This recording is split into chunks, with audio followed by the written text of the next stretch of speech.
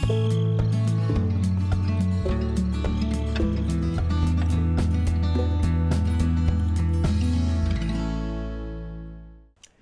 everyone, welcome to Gelvin Valley, map made by Wild Wild Wes for Farming Simulator 15. Just starting another session here, and it looks like the sky is on fire. As we start our harvest, it's still 6:20 in the morning, so it's fairly early, and we are on field number 22 and very much behind and out of cash. So we're gonna get this going without any further ado. I think we kind of just stopped at where she sat. We'll get it hired and get it moving. Get our nice little hillside New Holland combine going. Yeah, it doesn't look quite right being dirty the way it is, but I'm still enjoying this combine, and I like the header.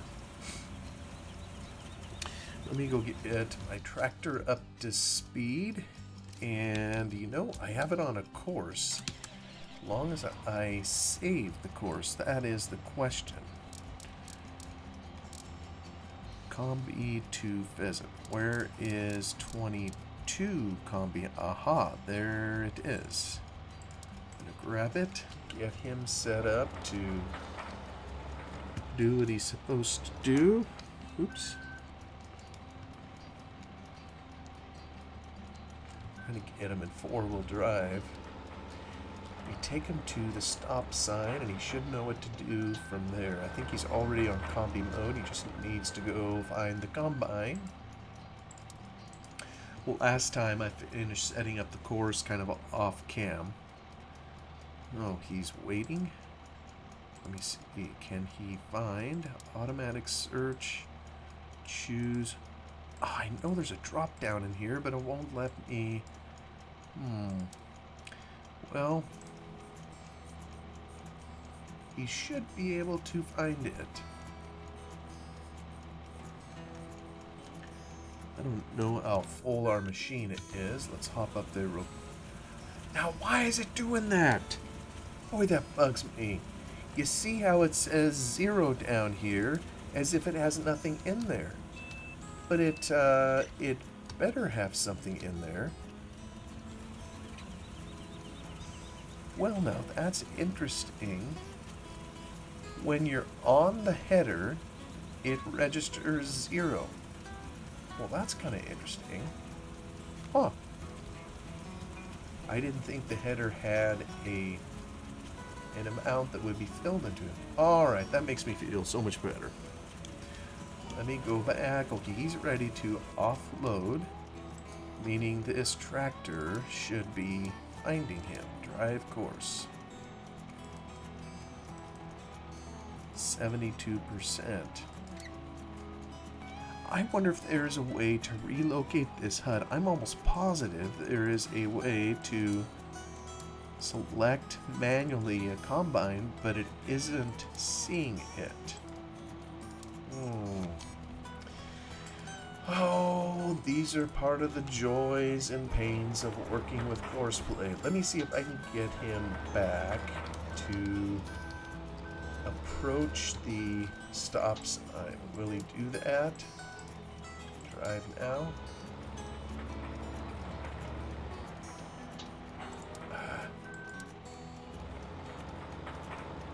Yeah, see, when you click drive now, all he's gonna do is go through the course. Alright, let's see if we can trick him and bring him back to the end of the course. No. I bet our combine is sitting up here. So maybe what I need to do is just have him get through the course. Let's climb the hill, go offload him. And I need to figure out a way to get the HUD over so I can manually select the combine. He acts like he isn't able to even see it. Does anybody else have these troubles? Maybe it's just the hired help and I'm not paying him enough.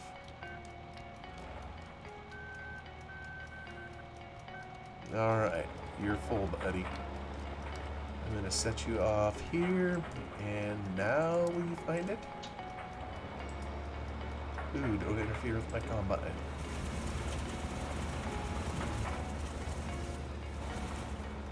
Just go to the end. What a ding-dong. He's going along the... Oh, my word. Doesn't he know he's supposed to come out here? You know, these are the times when I just don't understand how course play works. There's times it's very fastidious about finding the end point of the course and going there. There's other times it marches straight to the combine. There's other times it turns in front of the sides of the field. There's other times it doesn't run over the crop. There's other times it does. Well, we still like him, right? This is going to do all the driving for me, and I'm going to stick with this fellow the whole trip because I want to make sure he dumps off the grain, you know, when he's supposed to. Trying to see, though, why is he only going 22 miles? Aha. We're going to remedy that immediately and give him some speed. There we go. What a beautiful morning. But I'm not sure I've ever seen a sky that quite looks like that. And probably if, well, you know what? I take that back. I know maybe in a previous episode, I can't remember if I talked about some fires, some forest fires that we had in our area. Oh, this would have been back in the fall of, what was it, 2020? 2022? I can't even remember now. But it did turn the sky red, and it was like the apocalypse was coming. Yeah, this is where you get in trouble if you're going too fast, zipping around the corners.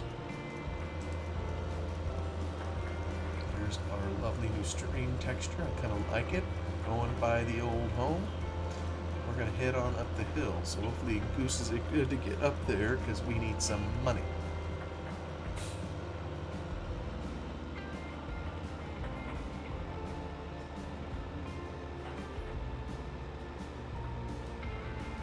One of the things I wanted to talk about in here, you know, I always wonder what I should share, not that anybody cares, but like I mentioned before, part of this is for me to exercise my voice, and so, because I have this voice disorder, so I gotta find something to talk about each time, and another pastime that I have, and I'm sure many others have, is flat out simple reading. When I was a kid going to school, I can't say that I enjoyed reading nonfiction books or anything where we had to take a test, you know, at school or whatever. It just didn't give me the same enjoyment that it now gives me being out of school many years. Oh yeah, we're gonna overtake this guy and run right through him. I like that. And so, you know, getting out of school, I've become more a fan of nonfiction, I think, than in fiction reading, and I'm not sure why that is. You know, if I do sit down with a fiction book, ooh, that's turning the corner pretty quick. Maybe that's why I had to speed down. All right, maybe, let me see if I can get you through. Okay, stop. You got to stop in there in this trigger and dump your crop. Here we go. Actually, let me check what the prices are. Pheasant, $2.39. Wheat is headed up, barley still headed down. All right, well, that'll be what it'll be. Barley still ahead of wheat. But where I once, as a kid, would have maybe preferred fiction, and I don't really have anything against it now. I just prefer something real, I guess. That'd be the easiest way to put it. And it tends to be slower reads. You know, when you pick up a fiction book, I don't know how it is for you, but I mean, it's a page turner to me, especially if it's, you know, genre I'm interested in, and tend to get through them pretty quick. But when I pick up a big old fat history book, it can take me, you know, a month or two, or sometimes even more, to get through them. And I'm always reading something, although I don't know that I'm reading as much, as I used to. That's just jerking all over the road there, ain't it? Nice view, though. So, in this past year, I know I'm mentioning here one other time, but one of the books I read, and when I say past year, I'm talking 2023. It's now early January of 2024. And 2023, I went through a book called The Gulag Archipelago. I think there's 3 in that series. I went through the first. Uh, Basically, with an intellectual and thrown into prison. And eventually he got out and wrote about his ordeal and all of Stalin's purges and horrible things that went on in the Soviet Union back in the day. After it, I read a book that was kind of on the factory, or said it was going to be on the factory. It seemed like it focused more on labor and economic systems, and I guess it had a little bit in there on the factory. I was assuming it would be literally about the factory, and it really wasn't. There was a lot of biases of the author that showed through, and I don't mind bias so much as long as the author admits to it and maybe indicates it. Usually you can figure it out when you read something, and anyway, after the factory book, the one I've got my nose in now, it's called Colossus, and it's by, who's it by? Michael Hiltzik. It's called Colossus, and it's on the Hoover Dam. Here a year ago, I took my kids down south a year ago. I think it was fall of 22. It's when I went down to visit Eustace Farmer, Atomic 67, as we knew him and met him for the first and only time in my life. And kind of down through there, I mean, it was a long trip we had across the country to go see my daughter. And so we kind of headed down south. I wanted my kids to see the Grand Canyon. And along the way, we saw Zion National Park and also Hoover Dam. And Hoover Dam is just one of those spectacular spectacles. You come up to it and it's just massive. Okay, find the combine. Come on, Dipsy Doodle. Select manually. What do you mean there's no combine in reach?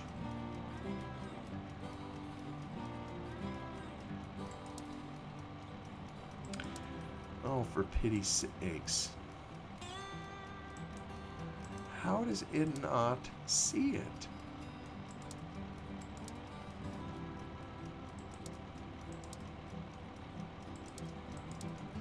Oh, maybe it's here.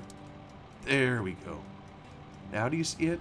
There we go. Okay, so the apparently the selection's way over here. I was thinking it was down over here. I missed these. He has this little damage mod that's in here, which I forget continually that I have on. I'm gonna have some massive repair bills pretty soon, and I can't even afford them. Oh, is that close enough to even hit our trailer? Yee. I guess it is. It doesn't look like it's hitting our trailer, given the how far up in the air the particle animation is. But I guess it is filling it.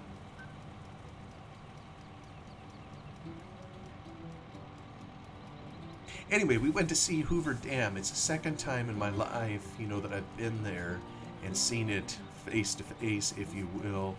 It's just a massive structure. I'm sure I have the dimensions wrong, but I believe it's 700 feet tall and, kind of pinched into, is it Black Canyon?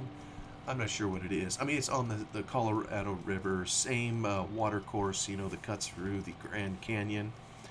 And just a spectacular thing to see. And since the last time that I've been there as a kid, they now have a bridge, I guess it would be to the west of it, that passes high overhead.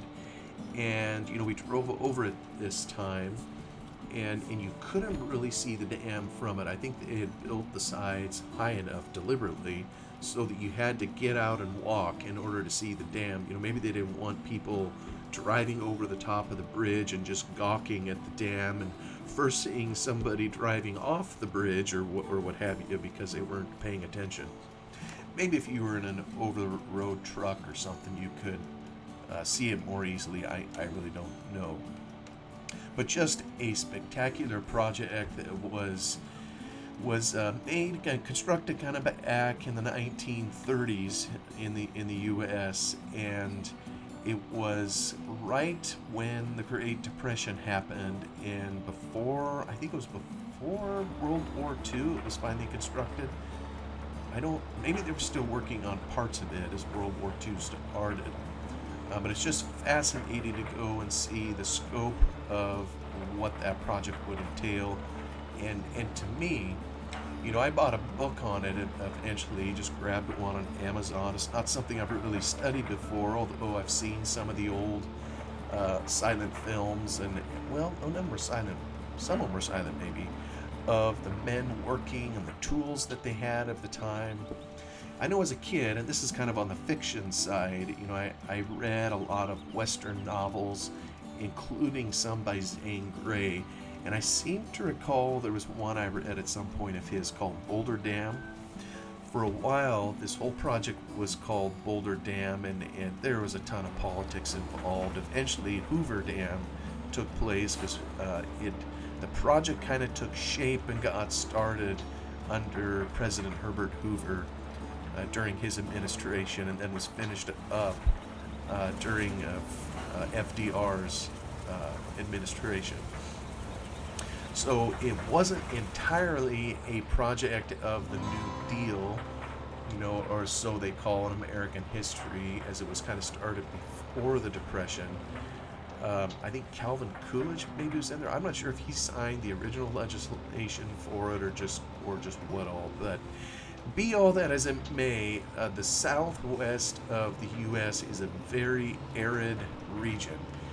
It looks nothing like we see in this map, where there is green just everywhere. Unless you get into some mountainous regions of now this dam kind of straddles Nevada and Arizona. There's a Nevada side. Wow, boy, this is just too fast, isn't it? Maybe better slow down Speedy Gonzales here just a wee bit. Maybe I'll try 30. So it straddles the two states, and it isn't super high elevation. If you go up into higher elevation, you go visit the Grand Canyon in Arizona on the south side, it's pretty high. It seems like the times I've been there to visit, it's been more in the winter, and so it's cold. There's typically snow there, things are frozen up, and there's a lot of trees coming in there, so it is a little bit greener, but by and large, the southwest of the U.S. is very arid, very dry rather, and there's just not much greenery, not much foliage, because there's not that much water. There's some indication in the southwest that where they find remnants of native populations that lived here eons ago, and find traces of other civilizations or whatever that were once here, and people wonder, well, where did they go? And I just remember from school that one line of thinking on this is just that it got really dry, they ran out of water and had to leave, or they died out, or some of these kinds of things. And so it's just fascinating that there's this ribbon of water that kind of weaves through there. I think it originates up in Wyoming, the Colorado River, and it's an incredibly boisterous, wild river, and it took this dam, to tame the river, if you will, to make use of the water both for power generation, and a ton of it then was used for the sake of irrigation, and untold volume of it goes now to Southern California, and I believe into Arizona, maybe some into Nevada. They all have their own allocation of water. But it goes to for human consumption and drinking and whatever else use that humans put to it. And the past couple years, it's been even drier here. I know they keep saying the level of water inside the dam continues going down, down, down. And indeed, when we were there a year ago, it was very low. Much lower than I remember as a kid. It's nowhere near, they had these gigantic spillways that they put in there that it shouldn't ever get too full, that the water had a place to go. Oh, look at that, Eddie got hung up on here. I think those spillways have only ever been used once. I don't remember, maybe it was in the 80s. I was a little kid then. I don't recall hearing about that, but I think that's just what I've read about the dam. They've only been used once, or very, very little over the years. Alright, we're slowly trying to plug our deficit. Can we get under 44? Woohoo! There we go. Here the patrons enjoying their meal. So it's just an interesting phenomenon. This is back in the 30s. There weren't even that many people living in the area. We take so for granted that we can hop on an interstate road or any kind of side road, and generally they're paved, and we can get from point A to point B very easily. And back in this day, a lot of that infrastructure just flat out didn't exist. And not only infrastructure didn't exist, whole towns didn't exist. At the time Las Vegas, now, the city that never goes to sleep, Sin City, all sorts of nefarious things going on there. It was barely a tent city at this time, and probably it's in part the dam is what helped build that town, amongst some others. There's another town that originated overnight called Boulder City, which is where a lot of the workmen lived that worked on the dam, and there were thousands of them. And a lot of these poor people, there was just no work. With the economy shot to pot, and just during the Great Depression, it was just, there was a lot of people that traveled to get there, and a lot of people literally, it's just hard to fathom, on the brink of or even starving. And so this was just critical to try to land a job working on the dam or working at something. And so it's just fascinating to me to read the history of places like this, whether it's from a geology aspect of the land and kind of what it entails in the climate and topography and all that. I enjoy it from the technical aspect to learn. I'm not an engineer, but learning about a project like this of construction and those things, it's just fascinating to me to learn kind of how they approached it. How do you stop a torrent of water temporarily so you can build a dam right in the middle of the stream bed? What do you do with the water? It's not like you can just stack it up and hold it here for a while until you get the job done and then let it go. It's like, no, you got to do something with it. It's just amazing to read how mankind, temporarily at least, conquered nature to try to put in a project to accomplish a greater good. And then there's the people aspect, all sorts of characters, people in politics, whether it's politicians working the halls of Congress or the executive branch, trying to get this put in, whether it's the states that were involved that all wanted a piece of the action, a piece of the river. I think that there was a pact made between 7 states. I don't remember them off the top of my head, but Nevada, California, Arizona were some of the larger ones, but it went clear up into Wyoming. Maybe even Colorado. It is called the Colorado River, so maybe it didn't go clear up to Wyoming. I don't remember. Maybe some of the tributaries do. And then New Mexico maybe had a piece, so I don't know if I've gotten all 7. But of course, wherever you have multiple people, multiple different regions, multiple different stakeholders, different desires, dreams, and so forth, it makes for an interesting blend of how are we going to figure this out without killing each other? It's just part of the messiness of a constitutional republic or a democracy in working together and trying to figure that out. And so it's kind of had some of that in there. And of course, no project typically comes in on budget. I can't remember the dollar figures on this one, if it went over or under budget. What I do know is it was completed, I believe, 2 years earlier than anticipated.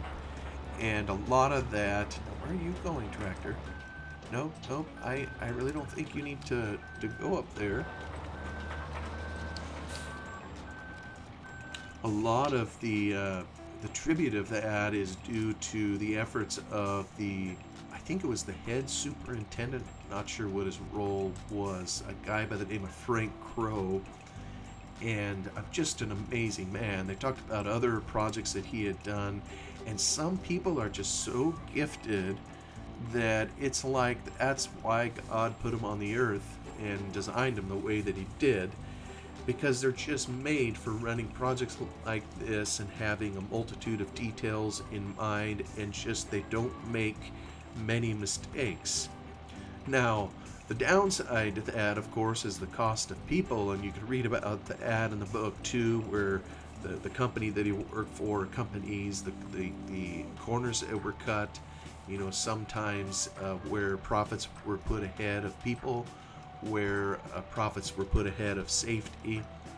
And probably if you study any history, whether it's the building of the railroads, building of the Panama Canal, building of anything of interest, that had lasting use to mankind, you're probably going to find a similar story where people get involved in it for profit, and sometimes they cut many corners just because they're interested either in making money or flat out in survival.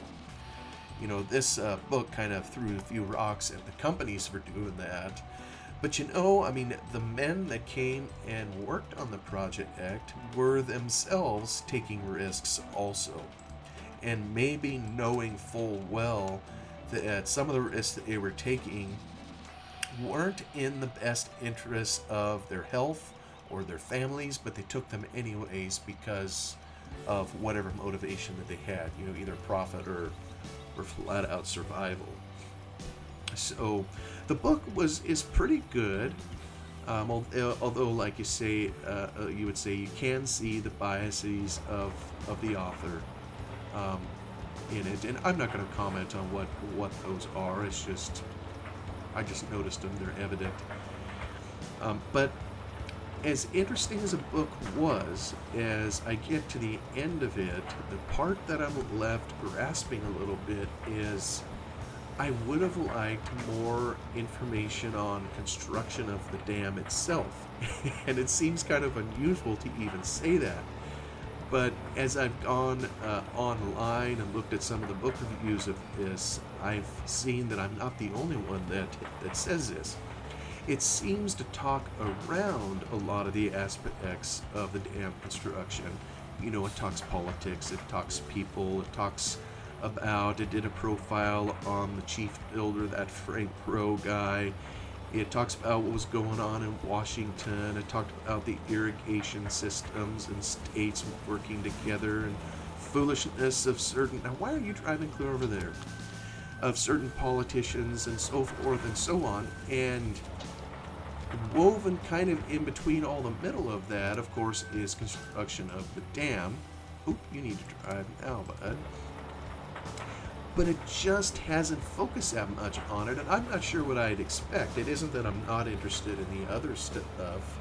Maybe you all would have a similar disappointment sometimes when you read a book. It's like, I thought it was going to be about this, and instead it was kind of about that. And it isn't that that is uninteresting, it's just I wanted a little bit more of this, if I can put it that way.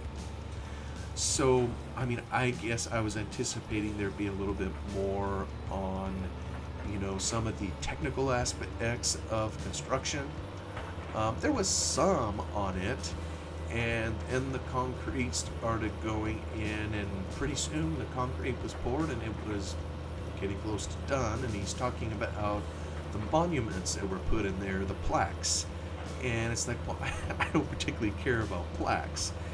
I would like to know maybe what I need to do sometime. And we tried this last time we were there to get a tour inside the dam. But I think when we were there, they said the elevator was out of commission, and I think they told us this particular elevator that they take tours on is one of the originals.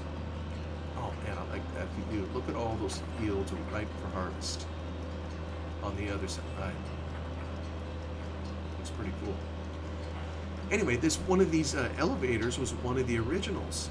So I guess I don't know what that means. Maybe when you have an old elevator made nearly 100 years ago, at this point, maybe it's hard to get parts. You got to make your own. Maybe you need special tools too that they had in their day, but we no longer have.